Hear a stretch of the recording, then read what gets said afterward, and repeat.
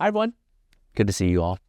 Today's live session, we're really going to focus on the 75 countries that got banned and added to the list. And this plays into a much bigger picture with what the White House is doing, with what USCIS is doing, and how it plays into everything that we've seen in the past year.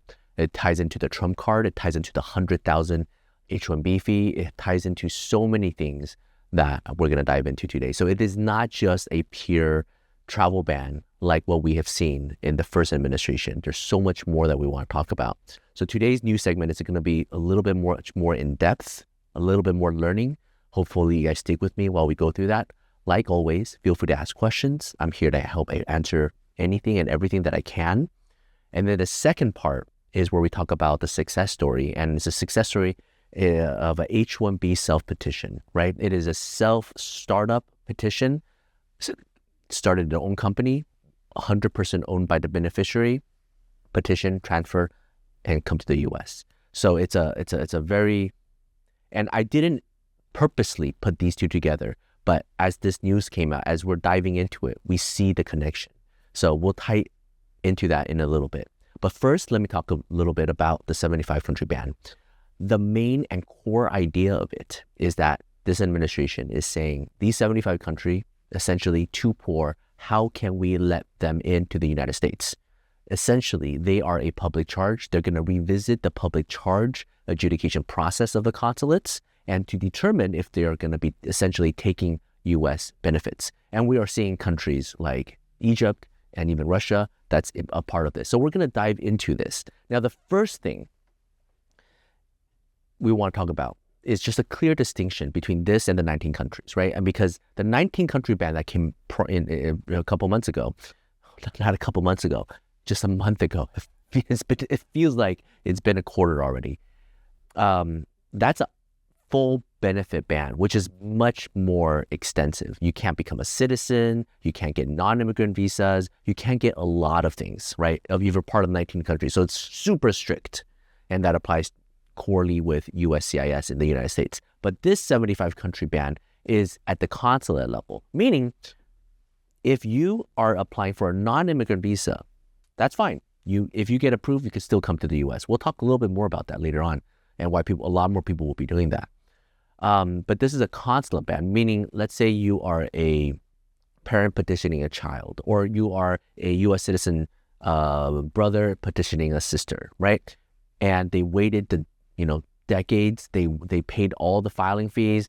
You proved everything. It got approved by United States Immigration Services. And now finally, after 6 months, you go to the interview, you pass the interview, but because of this new pause, you don't get that immigrant visa in your passport, and you cannot fly into the US, and you cannot get your green card. You paid all the fees, you waited all the time, everything got approved, but now because of this new policy, it's determining, hey, let's re-adjudicate whether or not you're rich enough, whether or not you are wealthy enough, whether you will potentially become a public charge to the United States, where the United States taxpayers have to support you. Let's re-evaluate that.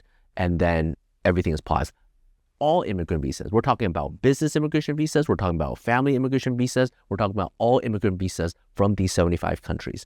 This is significant because just last year, in August, the White House came out with the policy of revamping the public charge rule. So I did a detailed video talking about it. I'm going to shorten it really quick right here. Essentially, in the past, they're just purely looking at your finances and you individually.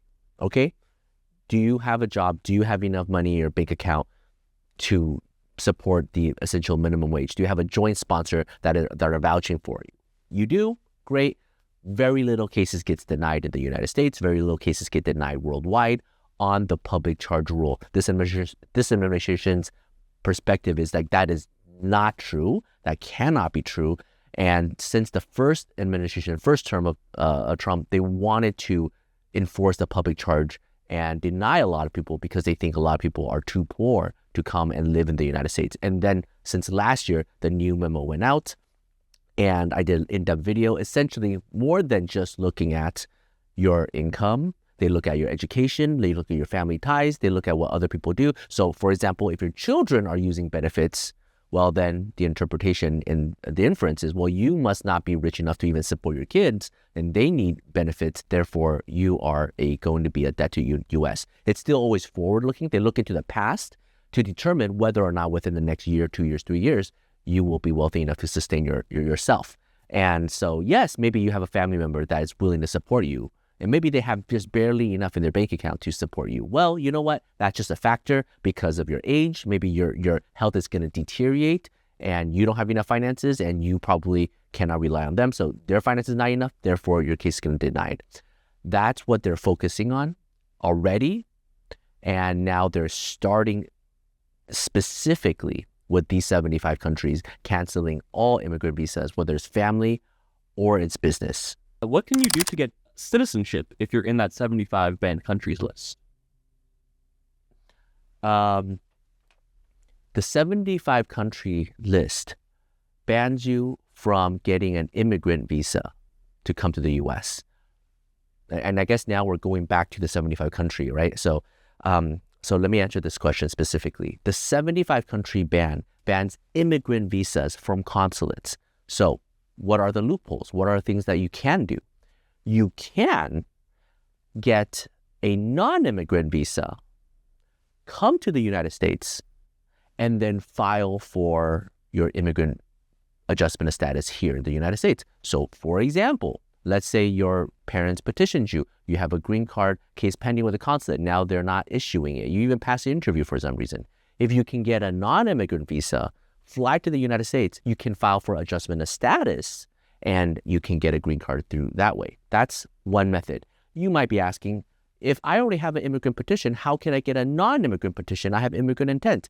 There are certain non-immigrant visas that allow for immigrant intent, generally 2 and maybe 3. The 2, the H-1B, right, H visas, and the L visas. If you're an international executive, then those 2, you can have immigrant intent. And so just because you have an I-130 approved, just because you have an I-140 approved with immigrant intent, you can still get those 2, come to the United States, and then file for adjustment. That's one method. And once you file for adjustment, you get the green card and you fulfill your green card status, then you can apply for citizenship, right? This 75 country ban does not ban citizenship. The 19 country ban bans citizenship because that's a benefit. But 75 country is purely just immigration and just basically focus on the public charge, whether or not you're wealthy enough.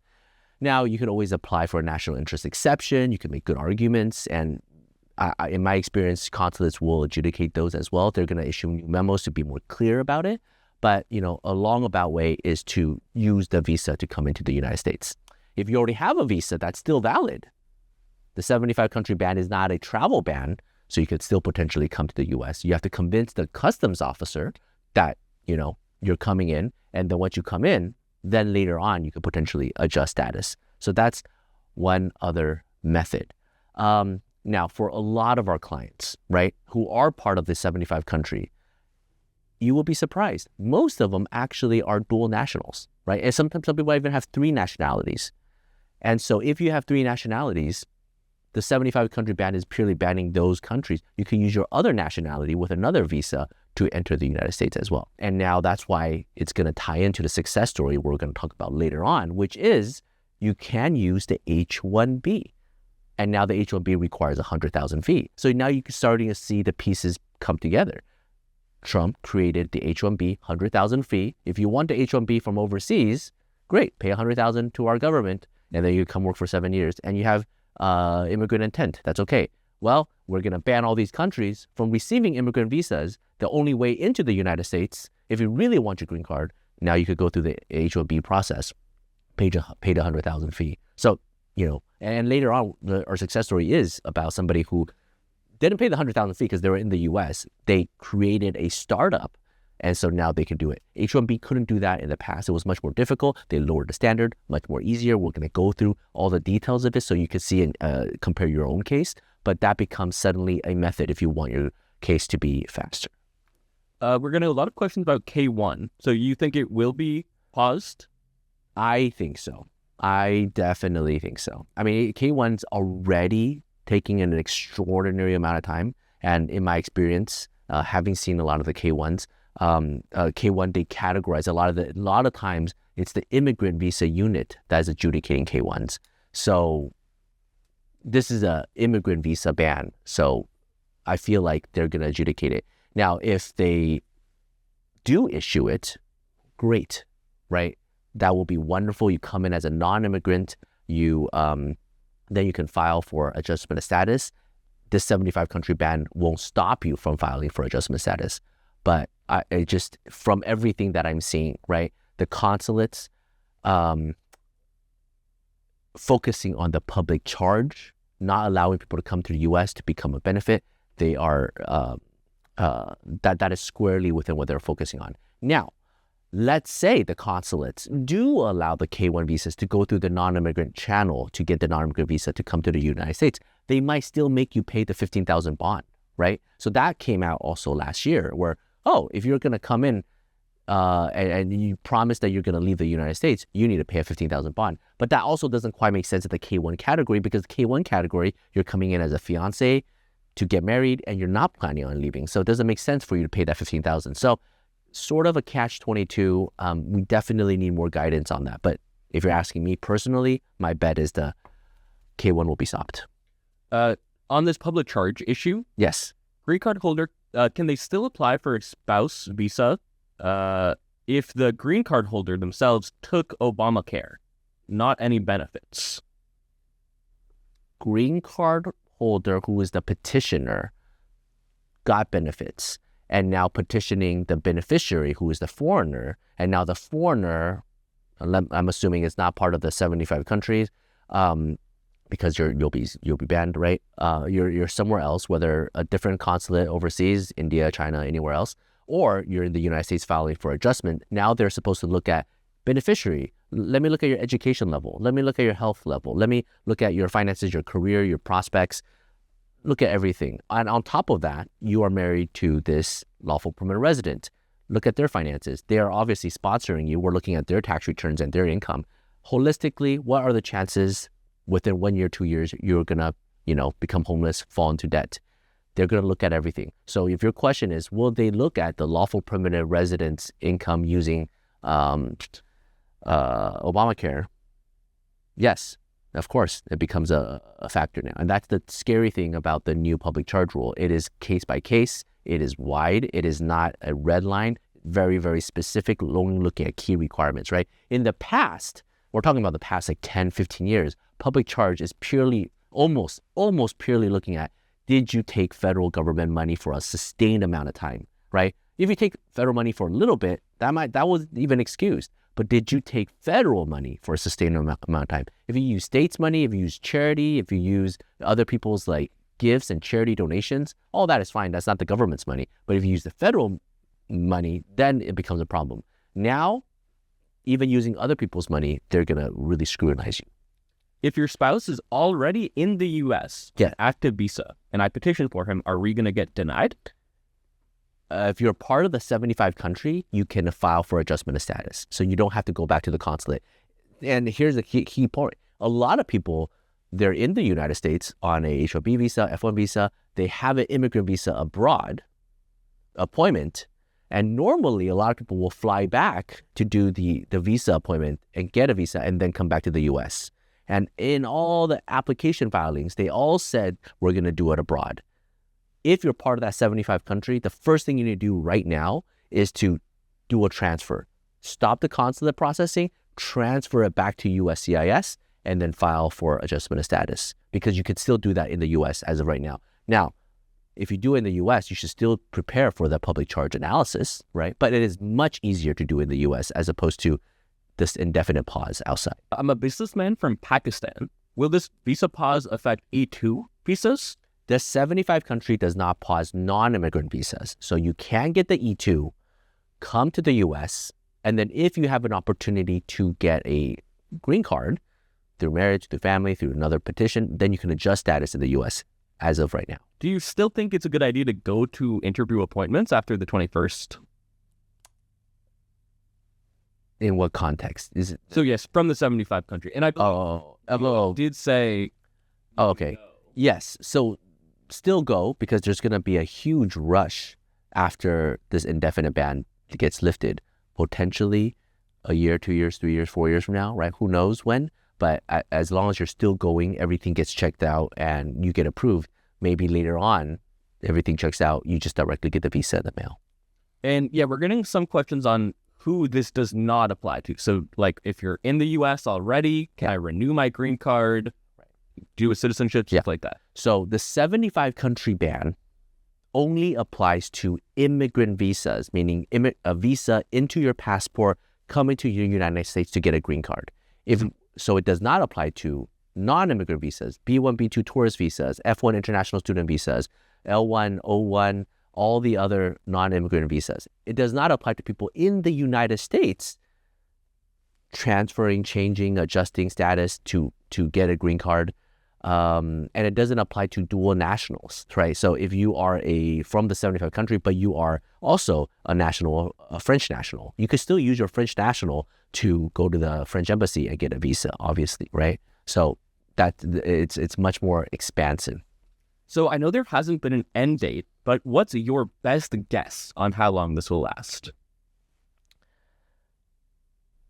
My best guess is that this will last 3 years. I think it will carry out for the next 3 years. In my opinion, I think it will be expanded as well, not just the 75 countries. They might tag along another 50 plus. Continuing this train of thought, they are adjudicating public charge. Once this is reviewed and the system is created, they're going to apply that to 200, 300, all other countries that they want to apply to. Not a full-on ban, but suddenly every immigrant visa interview becomes that much harder because they have to go through a super in-depth public charge analysis. And then after all the consulates, or while all the consulates are increasing this type of scrutiny, and a lot of immigrant visas are being denied all around the world, USCIS, when they're doing adjustment of status, they will also implement this higher scrutiny. That's my prediction. And the biggest consequence of it is that it will free up a lot of visa categories and it will flow into the employment visa category, specifically EB1 and EB2 for India, China, and some of the other countries that have a backlog. That is the direct and most consequential effect going into the next 3 years. And that relates to the Trump Gold Card that he wants to push. He launched it. A lot of people want to do it. He has received a lot of feedback, so far as we can tell. But the biggest downside and the biggest drawback to it is, well, there's a visa backlog on the EB1 and EB2 category, which he is trying to use. So why would you spend $1 million and you have to wait compared to EB5? You don't have to wait and you can directly get it. So that is the biggest limiting factor. How can he speed up the EB1 and EB2 processing time with the priority date? This is the method. By completely slowing down and canceling all visa categories in the family department from all around the world, all that visa suddenly pours over into the business, and it allows him to basically sell as many Trump Gold Cards as he wants. That is my conspiracy theory. I just want to label it as that. There's nobody who has, I don't know if anybody else has said it, but there's no official primary documents to say that is the intent. But these are the pieces. He created the H-1B with a 100,000 fee. He created the Trump card with the drawback being that there's a priority date. And now he created the public charge, stopping all immigrant visa categories. The visa categories will flow back into the business category, and then it will solve the EB1 and EB2 backlog. I don't know. You tell me if that's his intent or not, but at least that is the consequence. Will this affect the 75 country thing, affect F1 OPT? If you are an F1 international student in the United States, you're not getting an immigrant visa and you are getting an OPT, so that won't affect you. However, just be warned, USCIS is going to crack down hard on OPT, so that is a separate story. So if someone from the 75 countries is applying to get citizenship and they got denied, is that application paused? if you're part of the 75 country and you applied for citizenship, and then your citizenship is denied by USCIS, and then what's the question? Is it paused now? It is not paused because you can apply for citizenship again, right? This is the 75 country ban does not ban you from applying for citizenship. Because citizenship is adjudicated and approved by USCIS, which is in the United States, not at the consulates. Can you still apply for I-130 for your spouse or a sibling? Two different cases, two different questions. If they are in these 75 countries. So the answer is yes. You can apply for the I-130 with USCIS. It will go through the normal processing, a year, 2 years, or longer. Once it gets approved, you could go through the National Visa Center process and submit everything, and then you could go to the consulate and still get the interview and go through everything. The only thing that won't happen is you won't get that visa in your passport to fly into the US to get the actual green card. So you might be asking, then why do all of this if I won't get it in the end? Well, this is an indefinite pause. It might restart, in my opinion, 3 years from now, 4 years from now. And a normal immigrant petition could take 1, 2, 3, 4 years anyways. So might as well still start and see what happens. And also, maybe you go through the I-130 process to petition your spouse, your children, whatever. Once it gets approved, they could potentially come to the US and then do adjustment of status here, right? So you should still start the process if you haven't started. If you already start the process, maybe now you need a pivot, right? So a lot of these plans is to force people to get a different visa to come to the US to do adjustment of status in the US. So now suddenly all these other visa categories, whether it's F1 student visa to become an international student, whether it is to get a tourist visa, whether it is to get an H-1B work visa, all that becomes suddenly increasing valuable because that allows you to come to the US, bypass the consulate immigrant visa interview, and then adjust status if you qualify. As a US citizen, can you file for your parents to come to the US if you're in one of those 75 countries? Like your parents are... So you can invite them to come. Hopefully they could get a tourist visa. They could get some sort of other visa to visit because it's an immigrant ban. So if you're petitioning them, it's going to be stopped, right? But if it's just an invitation and they can get a tourist visa, then they come visit. And once they visit, if for whatever reason they need to stay here and plans have changed, you want to file adjustment of status, then you can file adjustment of status here. Right. And can you say a little bit about applying for immigrant status after you come on a non-immigrant, like a visa or something where you have non-immigrant intent? Right. So there are only 2.5 immigrant visas. There's only 2.5 non-immigrant visas that allow for immigrant intent, which means you can loudly and proudly declare, I want to get a green card while having this visa. So it's the H-1B visa, it's the L-1 visa, and the 0.5 is the O visa, because sometimes it's allowed, sometimes it's not allowed. It's complicated. All the other visas, tourist visa, student visa, you technically shouldn't have immigrant intent. So the way around that and the way to really clarify is when you talk to the officer, you say, this trip, this time, right now, I don't have immigrant intent. Maybe 5 years from now, maybe 10 years from now, maybe in the background there is, but right now, I'm just here for Disneyland. I'm just here for this trip, and I have a return ticket, I have a hotel and everything. If the officer believes you, great, you have non-immigrant intent, you came in. But now, let's say within 90 days or even after 90 days, suddenly your plans change and you have immigrant intent. Now you need to convince the immigration officer at USCIS that you did not lie, right? You came in without immigrant intent. Suddenly you have immigrant intent. Well, did you have immigrant intent before and you suddenly lied to the officer? That becomes a big deal. And we're going to see that more and more. Ever since last year, we started seeing a lot of it, and it becomes purely discretionary now to the officer. So you really have to document that well. Past 10, 15 years, it wasn't scrutinized as hard. This year, it's going to be scrutinized a lot harder, especially if you're part of the 75 countries, because it's just too obvious. You cannot get an immigrant visa, so you came as a tourist, and then you brought all your family mementos, and then you didn't have a return ticket, and then, you stayed here for 9 days and you filed for adjustment status. It's clearly you had immigrant intent beforehand, right? So you definitely want to clearly articulate it both to the customs officer and then later on to the USCIS officer. Here on F1, my employer filed for EB3. I'm from one of these 75 countries. Does that affect my adjustment? It does not affect your adjustment of status, But if you end up somehow needing to go back to the country and do a consular processing, then it will affect you. So you're good. You're in the U.S. A lot of people who are part of these 75 countries, a lot of them are actually here in the U.S. already, right? More than half, actually. And so I know there's a lot of news that says like, oh, these immigrant visas are going to be transferred over to India. It's wrong. It's incorrect because a lot of people will just use their dual nationality and then come into the U.S. and then file adjustment of status.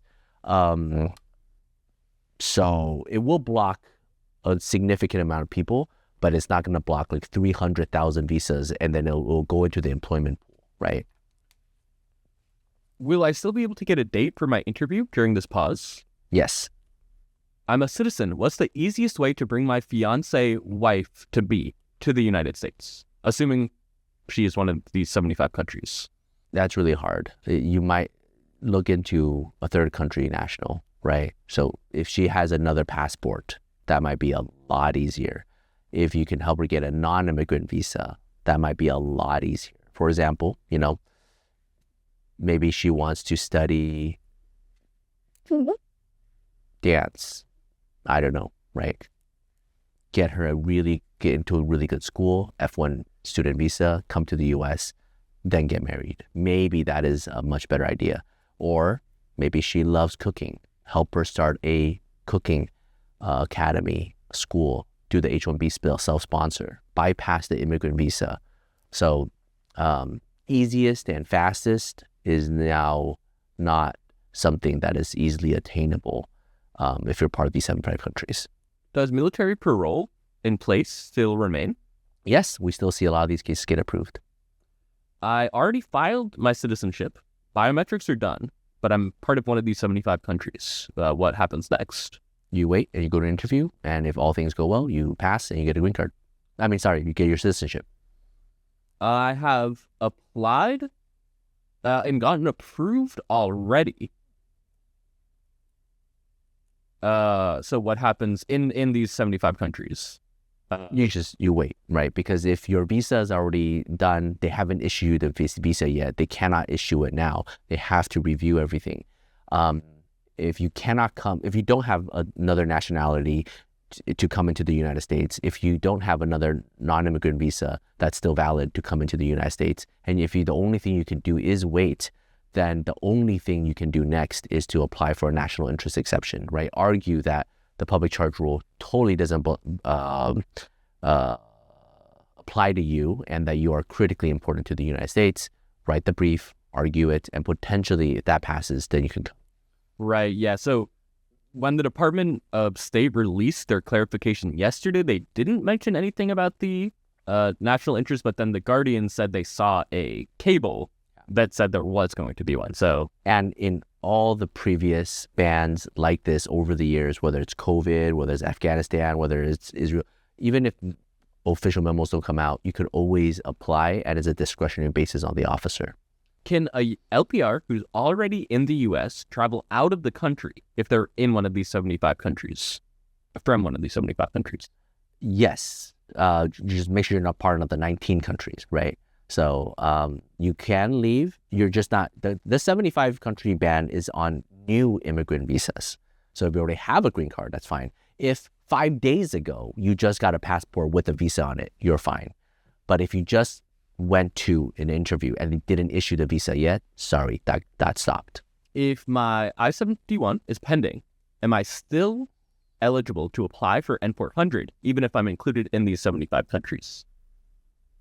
Yes. Can you apply for N-400? Because you're in the United States, right? So anything filed in the United States, you're fine. For now, anyway, right? For now, anyways, yeah. USCIS might also follow suit and do that, and that will be pretty big, devastating blow for sure. If I'm very pessimistic, I might say that might happen. I got my visa stamp, the 7, but it was not issued to me yet. Will the 75 country ban affect me? Maybe, because if they didn't physically put the visa into the passport yet, that action has been suspended. Right. They even said, even if it's been approved and just not printed yet, just don't do anything, don't touch it. Yeah. Is it safe to apply to renew a green card from within the United States if you're among these 75 countries? Yes. My spouse is from one of the 75 countries that got banned. I-130 was applied 7 months ago. What now? If they have a dual national, they should come into the United States and then do adjustment of status here. If they are not a dual national and you try to get them a non-immigrant visa to come to the U.S. if it's possible. I know it's extremely hard. We already talked about B1, B2, F1, H-1B, but try to get that. If they can get it, then adjust status here. If you cannot get a non-immigrant visa to come in, if you don't have a dual national, and if I-130 is pending for a long time and it's going to take a long time, you might want to just wait it out. So 3 years or 4 years and build up your wealth, because the whole issue is about public charge. So if you have a job lined up, if you have savings, if you have investments, then you probably eventually be fined years from now to get the visa. If you can't do that, then you make a strong, convincing national interest exception argument why she is needed here. If all of these fail, we should schedule a consultation. If all these fail. Any chance filing I-130 will be banned soon for these 75 countries? No. I-130 won't be banned because that takes an act of Congress. You're legitimately saying this country cannot apply for I-130. So that's crazy, right? This administration just doesn't want to do anything that touches Congress. That's why everything that we've talked about, the 100,000 H-1B ban, the fee, right? The $1 million Trump gold card to get a green card, all that bypasses Congress. Now, this 75 country ban will will move all the unused immigrant visas to the employment pool so that people who are on EB1, EB2 categories with backlogs, now they can just buy the green card with $1 million, right? That, again, bypasses Congress. So I don't foresee this administration doing something as drastic as saying certain countries cannot apply for I-130s. They can say consulate's not going to issue it. CBP is going to give you extra scrutiny. USCIS is going to adjudicate with all their factors. Not instead of looking at just you, we're going to look at more things. They can make it harder, but they cannot ban. So that just means you need to work harder, right? Yeah, if someone is pending asylum, can they marry a U.S. citizen? Yes, you can get married. Whether or not the court is willing to close your asylum case and move it to USCIS, or whether or not they would want to close your asylum case and adjudicate you in the asylum immigration court, that is up to the judge to determine. In our experience, we've seen both instances happen. However, your standard of proof suddenly shot up, right? Other people, when they get married to a U.S. citizen, potentially they get green card. If it's based on a preponderance of the evidence, just 50-50. Is your marriage, 50% real, 50% fake? As long as you pass that mark, you're good. Because of the asylum application, now you have to prove by clear and convincing evidence. So just imagine your standard is up to like 95%. So everybody else provide 50 documents to prove their marriage is real. Be prepared to provide 100, right? That's the general idea. But your question is, can I get married? Yes, absolutely. How can I expedite my I-130 on financial hardship ground? It's really hard. So I haven't seen that been successful. So I don't have good advice. I wouldn't recommend actually doing it because it's difficult. And if it's financial ground, that might lead you to a 45 denial, right? Your adjustment of status or consular denial, because that's the whole thing we're talking about, public charge. He's K1 under the pause 2. My fiancé is in one of the 75 countries. Great question. I think so. Reason being, K1, they categorize it under immigrant visa. Is it an immigrant visa? Like you're not getting a green card. You're just flying into the country, and then you're getting married, and then you're filing with USCIS. But I have a strong feeling that that will be paused. Can ICE detain you at the airport if I have a real ID with work permit and I travel to another state? So ICE can detain anyone, including U.S. citizens, because they want to check whether or not you're legal here. Your question might be, is ICE showing up at airports? and will they detain you if you show them a real ID? Real ID is not sufficient for them to determine your immigrant status, right? And so they could if they really want to. We haven't seen that much of it. What we have seen, which is already scary enough, is TSA and CBP agents asking, which, if it's a domestic airline, what are they doing even at the airport? But we have seen people get cornered and ask for their documentation. And we had a client pretty much was ready to book it, but at least they weren't detained, and then we got them the green card afterwards. Is I-730 still going to be approved, or is that on pause or hold as well? I actually don't know. Yeah, I don't know about 730. My husband is about to complete his 10-year bar in Mexico, off the bar in 2017 in Mexico. I need to know, what is next? What's the next step?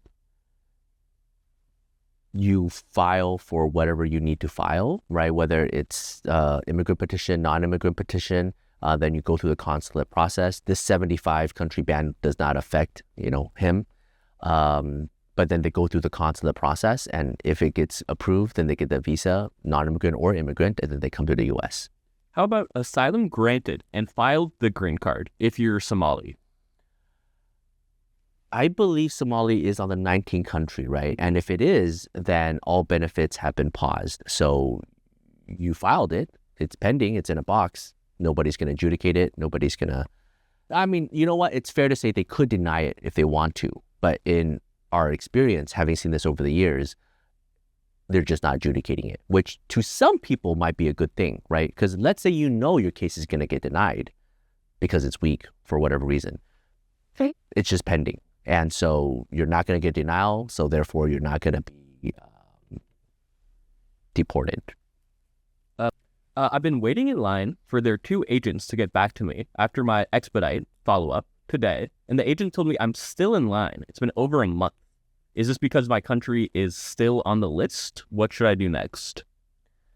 Not quite sure what that means. Agent still in line. If there's a ban, there's really not much you can do other than potentially filing for a national interest exception. I see. So once payment is taken after the files is received, is my paperwork now at the NBC? Yes. If you made a payment, it's with the NVC, National Visa Center, and then National Visa Center, once they complete it, they'll transfer it to the consulate.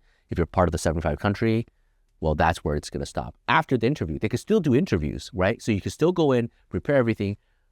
Everything could get approved, and now they're just waiting. Well, we have a ban, we have to wait, and then once it's issued, then you can get it. Is it better to apply for E2 within the U.S. or through the embassy abroad?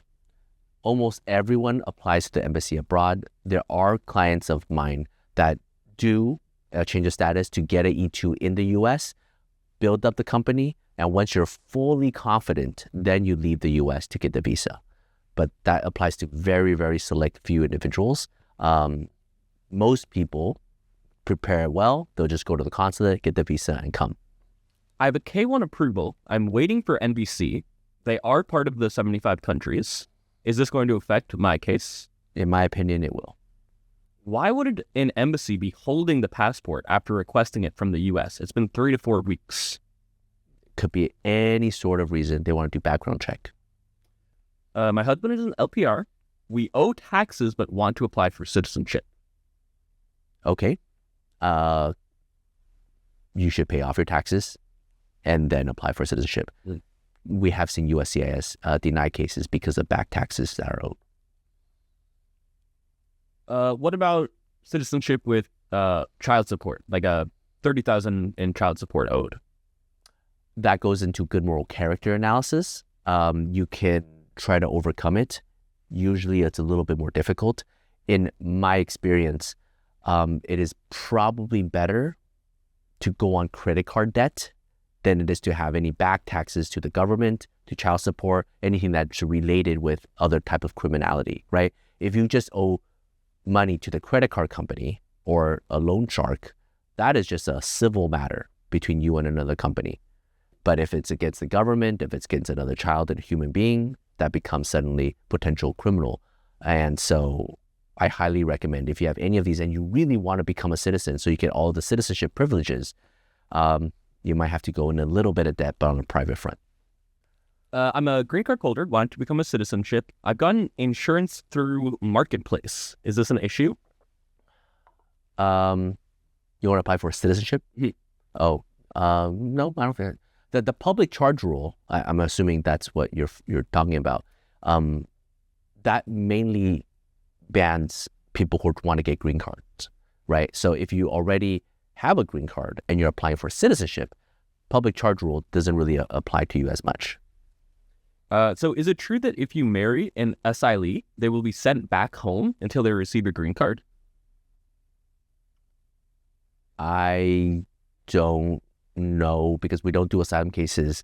If you marry a asylee, well, I'm assuming you're saying they are in the asylum process, and if the asylum process is successful and it goes through, they will get the green card, so they don't have to go back to their home country. If you are a U.S. citizen and you marry them, you can also help them adjust in court or with USCIS, and they can get a green card so they don't have to go back to their home country. So now, if the asylum application gets denied, if your marriage petition gets denied, then they're out of status, then they get deported. Then, you might have to apply for a waiver or something. But yeah, I think that's the context of the question. Any updates on DACA? Nope, sorry. Haven't heard anything on updates of DACA, but we're still paying attention. Personally, I don't think there will be a big update on DACA in the next 1, 2, 3 years. Being very pessimistic here.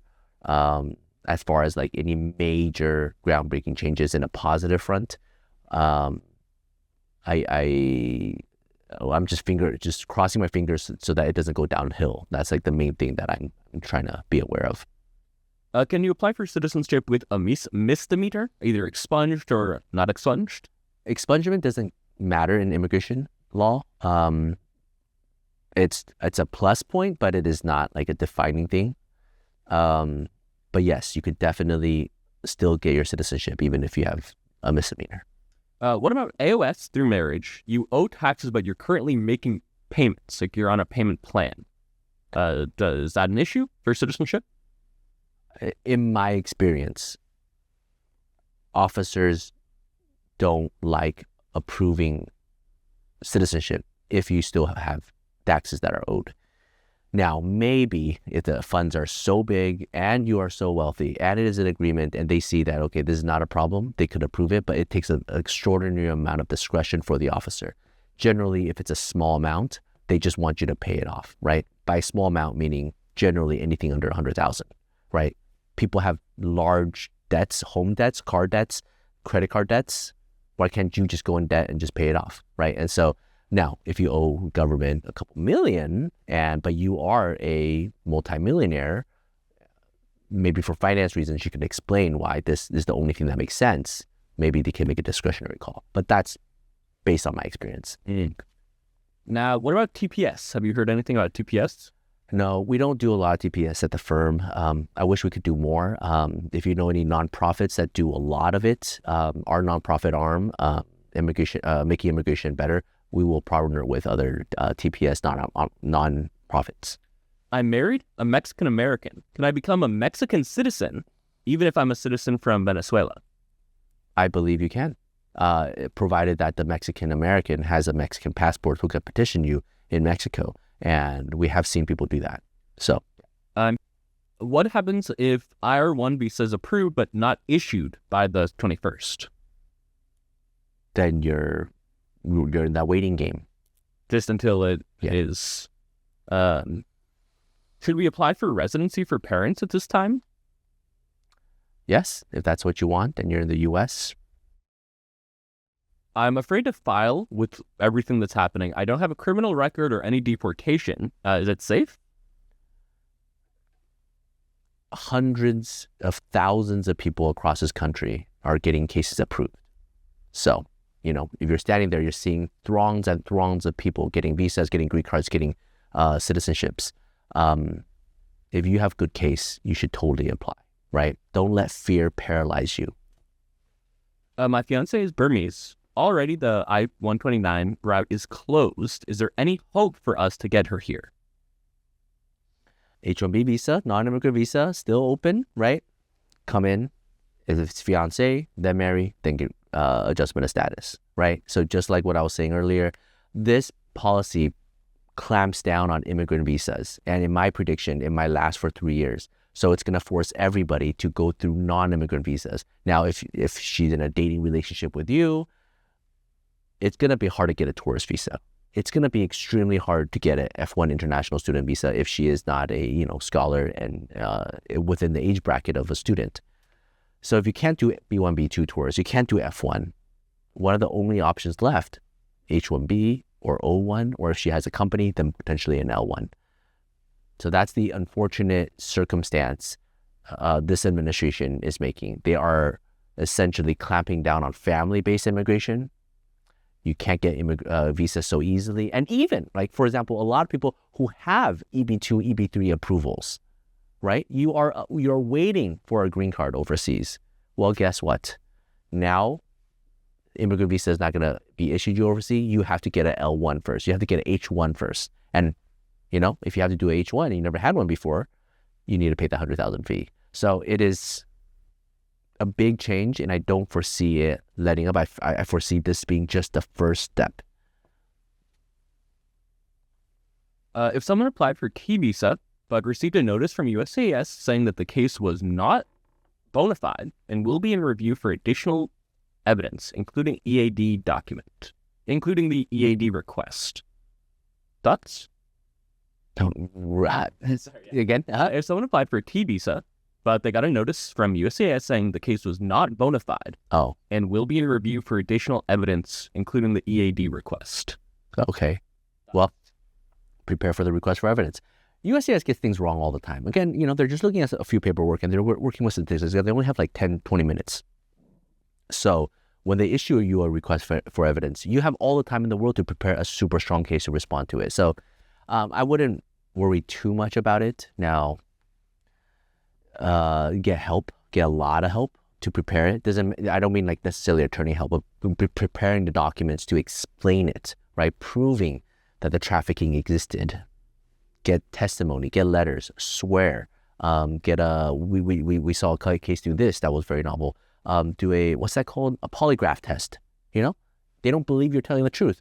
Pay for a polygraph test, do a transcript, send it in. Like, I've not only notarized, I've not only signed under perjury, I did a polygraph test. How can I lie, right? So do everything you can to prove to the officer who cannot see you, hear you, they're just looking at your documents, and convince them that your case is bona fide. I applied for I-130, but I just get the receipt. Do I have to do another application after that? In order to get a green card? Yes. I-130 just proves that your relationship is real. Then the green card is proving that you did a background check and that you deserve a green card. Is I-130 harder than the next step, or is that the easier of the two? Most of the time, I-130 is significantly easier than the 45. Significantly. I-130 typically is just proving that the relationship exists. So if it's a marriage-based case, your marriage exists, providing pictures and documents. But 45 is your medical, your criminal history, your wealth. It's everything else. Where you lived, your whole life, right? How long can a field office take to schedule an interview? And do you have any tips for that interview? I have so many tips for interviews. Follow our channel. We're doing more and more videos on tips for interviews. If it's an N400 interview, we did a whole video on that already, so you can check that out. But for adjustment status interviews, we are going to release it. You could also check our new channel, the Making Immigration Better, on YouTube. We just did an interview with a consulate officer talking about all the tips. It's in Chinese, but we're going to release the English version very soon, probably next week. If you had to boil it down to just a couple key tips for our audience now. Okay.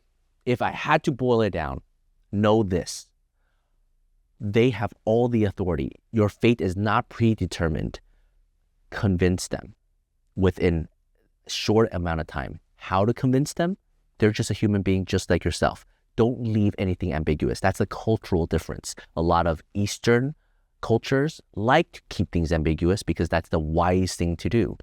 For the Western culture, if it's ambiguity, it leads to denials. So if I want to boil it down, eye contact, clear, convincing, don't leave anything ambiguous.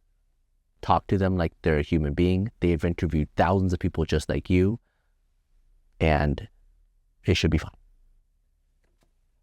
How long do field offices have to schedule an interview date? We see them typically schedule within like 2-3 weeks. If once National Visa Center transfers to consulate, they usually schedule within 2-3 weeks, and then the interview might be like a couple weeks out. Can I get an SSN by IR1 I-551 stamp? Yes, if you have a 551 stamp, you got a green card, you could totally get a social security number. My question for you is, can you follow my process for I-130? Can I follow? Like, do the 45s, potentially? Yeah, I mean, we're an immigration firm. We can come in just where you need to. You want to help at the I-130 stage, the 45 stage. You want to help at the consulate stage. You need just to bounce some ideas and just talk for therapy, for immigration. We're here for you, right? And we're trying to make it free with these kind of live sessions. But check out our website, check out our YouTube. We do a lot of content already. But yeah, if you need help with anything, we have, a team of like 30 people all able to help. May I praise your haircut? I like it. I didn't do anything, but thank you. I'll tell the barber that. How long do I need to be married to start the process for residency? You could start it the next day, right? So if you married to a U.S. citizen, you can immediately file I-130 45 adjustment of status if you're in the U.S. If you're married to a green card holder, after you're married, you can file the next day, I-130, right? And so you don't have to wait. Now, maybe what you're talking about is, should I wait 2 years of my marriage before starting the I-130 and 45 process? Because then I'll get a 10-year green card as opposed to do a 2-year green card and then a 10-year green card. Some people go through do the stat analysis. In the end, the conclusion most people come to is, nah, just do it immediately, get the 2-year green card and then get the 10-year green card later on. It's a one extra step, but peace of mind. What do you think about applying for visitor visa if I-130 is pending? Build a super strong case that you are a bona fide tourist. You are a true tourist. You're not going to change your status. You are not trying to circumvent the immigration law. You're just going to do this one specific thing, a funeral, a wedding, something crazy important. Okay, our last question. I lost my green card before delivery. I filed I-9. How many times will it take to get my green card? Say it again. Lost my green card before delivery. Filed I-9. I-9 times it take my green card. Once you file the I-90, it sometimes takes 3 months to 6 months before the new green card is mailed to you. And our real final last question, how long does it take is the process to get the social security number after 45 or I-130? Same day, a lot of times. So a lot of times you go to the social security office, go through everything, you apply, and then they print it out and give it to you, at least in our experience. Today's success story is about the H-1B self-petition. It is when you start your own company and you petition yourself and say, this company needs a specialty worker. This specialty worker comes in, works for a company that is purely startup, just freshly incorporated, freshly funded with no employees. Oh, thank you. Appreciate it. And you're the one who worked on this H-1B, right? I did. So let me do a quick interview. Can you introduce yourself? Yeah. What's your name? Hi, my name is Joanna Lee, and I'm currently a legal intern here. And this was a hard case. It was. How did you feel when you were working on this case and, you and Grace toiling into the night, fighting through it? What were you feeling? What were you thinking? Well, it was difficult to begin with just because it was our firm's first ever H-1B self-petition. So there weren't no references or examples for me to look at. But it required a lot of research on our end just to see what the industry norm is, what the standards are. And another difficult part I felt was H-1B self-petition in general, you're not working with many documents. You're starting from scratch, right? So even things like building the website, finding an office space, that's all the steps that we need to do to build this case. So it was kind of new and interesting on my end because I've never worked on stuff like that before, trying to help a client navigate how do they draft an operating agreement. That was all new to me. So on my end, I did a lot of research figuring out what the standard is and building that up so we could have a strong case.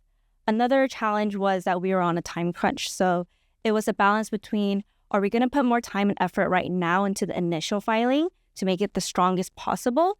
Or are we going to anticipate an RFE, have more time on the RFE, less time right now? So it's that balance between which direction do we choose when we don't even have many documents to work with, which is why ultimately I think we decided to build a stronger initial case, just because we don't have the luxury of having all these documents to really prove that our business has so much potential, so much growth, so much revenue. So that's kind of the direction that we headed in. When I was looking at this case, everything looked weak, doesn't it? It's a fresh startup. There is no fancy office. There wasn't a lot of clients. I mean, we'll go into a little bit of details about this business. Again, fresh startup. He had the experience as a business developer, right? He worked for different companies in the past as a business developer. He knows how to do social media. He knows how to do marketing. And now he's a consulting company trying to help other businesses be better and to do more business development. But his own business development isn't even that strong. So how did we make the argument? How did we argue? And how did he get the funding? And what is he going to do? I mean, all of this was on you, was on Grace and the client. And how much time did you guys have to make it happen? I would say we had a couple months, maybe 4 months-ish. Yeah, it was difficult just because we can't really do anything to start the business, right? We're not signing clients right off the bat. We're not out there promoting ourselves. We're starting from scratch. So how do we show client interest when we have nothing to prove our work other than his previous past experience? So the difficult part was trying to really gather all that client interest. We had a lot of letters from potential clients saying, once the business starts, I am interested. We had a couple clients put down payments on saying, this is my advance payment for when you guys start the business, which I believe really made our case stronger because we're saying, here, once, this is approved, that we have people already lining up. There's already interest. It's not like we're starting from scratch saying that there's no one interested right now. No, we already have all these people. So once we start, we'll be even more successful, even more profitable. So I think that really gave us a leg up. He had a great resume, great experience, which also helped contribute to the case. His education was great. He was clearly qualified, but just translating that, saying that he's so qualified, that's why he's creating a business, because he has all this knowledge and expertise, not in just social media, but even in consulting and just growing a business from scratch. Like, he is the most qualified of anyone to build a business like this, and he wants to help his community and give back to business owners. So that was kind of the pathway and strategy that we strategized in order to build his case stronger. Right, because he had an MBA, he had a long career history working at social media, marketing, business development itself, and then creating this business development consultancy. Now, salary is always going to be very difficult as well. So we got a wage level 3 salary, right? And then that was the exact amount that we invested, right? So salary was around 100,000, 110, 120,000. That's the exact amount he self-funded into this business, proving that he has the ability to pay himself at least that minimum salary. And then all the income from the customers is able to just run the business. And that he will eventually transition within 18 months from just doing everything as a founder to now just focusing on his specialty. Because we cannot say he's going to be just the founder mode, right? That's the difference between the H-1B Self-Petition and an E2. E2, you are the founder and you want everybody else to do it. The H-1B is the reverse. I'm the founder specialty worker. I'm going to, create it, and I'm going to hire an operations person, and then I'm going to do what I'm really good at doing. Not easy. Props to you. Thank you for the tea, and very proud of you. Thank you. She did well. Amazing. So anyways, that we're going to see a lot more of that, because now this becomes an option, right? So let's say you are abroad. Let's say you are, in one of these countries that are banned, or you're in another country and you need a visa to come into the United States to file for adjustment of status. Well, guess what? Before, you didn't have any options. Now you can do the H-1B. Before, doing a self-sponsored H-1B was incredibly hard, but now the bar has been lowered. The only thing is the price tag just went up. So now there's a 100,000 price tag. Very few people are doing the 100,000 price tag from what I've heard, from what I've seen. But a lot of interest is in the trump card. So now this public public charge ban on 75 countries and including making it much more difficult on immigrant visas worldwide is going to push all the immigrant visa category, all the unused quota into the business world and into specifically EB1, EB2 categories of all the people who have backlogs, which is mainly, again, China, India, and then eventually some of the other countries that will have more and more. So that's a success story that we want to share with you today. Thank you. Take care. Bye-bye. Thanks, everyone.